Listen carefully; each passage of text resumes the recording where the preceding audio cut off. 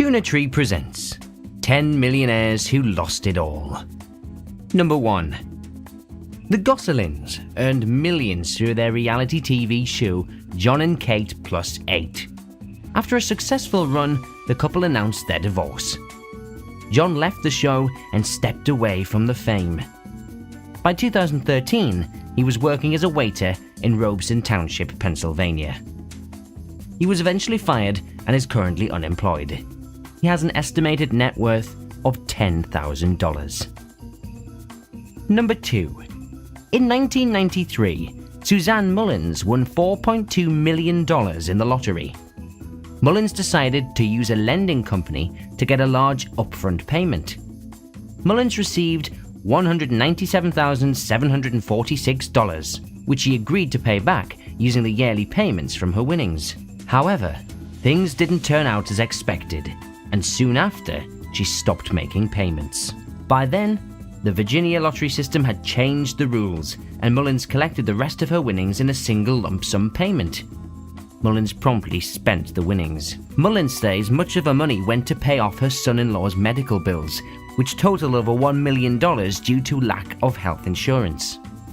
Mullins can't explain what happened to the rest of the money. Number 3. This New Jersey resident deserves a very special mention because she was a millionaire more than once. That's right, Evelyn Adams won the lottery twice, once in 1985 and once in 1986. Earnings from both lotteries added up to over $5 million. In her defense, Adams did take more time than other millionaires in this list to lose it all.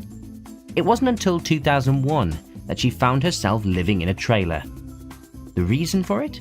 Adams was a compulsive gambler that lived too close to Atlantic City. Number 4.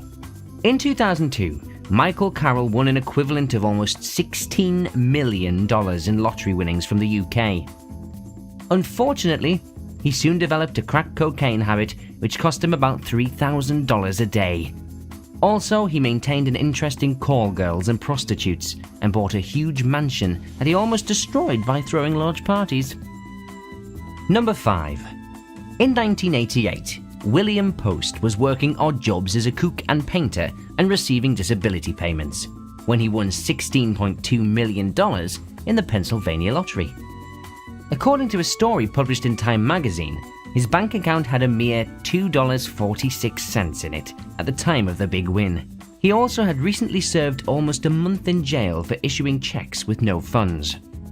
He spent his first annual payment of roughly $500,000 by trying to open a restaurant, purchasing a small plane, and investing in a used car lot.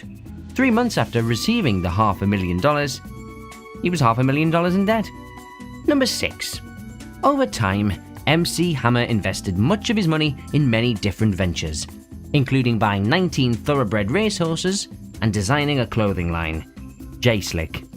He also spent his money by paying for a 200-person entourage and purchasing a mansion in the Oakland Hills that featured a 17-car garage, 2 swimming pools, and a baseball diamond. By 1996, MC Hammer was filing bankruptcy. Number 7. Patricia was once married to billionaire John Kluge.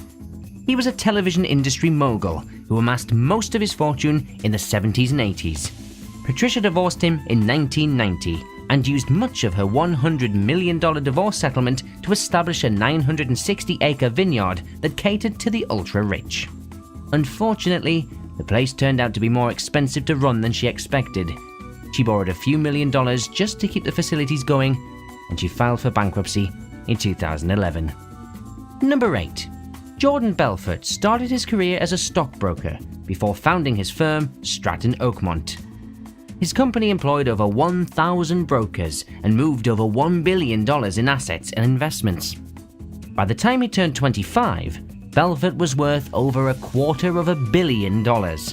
Before long, authorities caught on to the fact that most of his wealth was through securities fraud. Number 9. Halsey Minor made his fortune by founding, running, and eventually selling CNET, a website that publishes a mix of articles, reviews, and news. CNET was sold to CBS Interactive in 2008 for $1.7 billion, of which Minor received almost $200 million. Miner spent a lot of that money over the next few years. By 2011, Miner filed bankruptcy, claiming he owed $100 million to various creditors. Number 10. Alberto Villa is the co-founder of the investment firm Amerindo and an avid opera lover. He worked tirelessly to support the arts, making huge donations to educational institutions and opera houses. When the stock market crashed in the year 2000, his fortune took a massive loss. Soon after, it was discovered Villa had been running financial scams and accused of money laundering, securities fraud, and wire fraud. Thanks for watching. For more videos, please subscribe.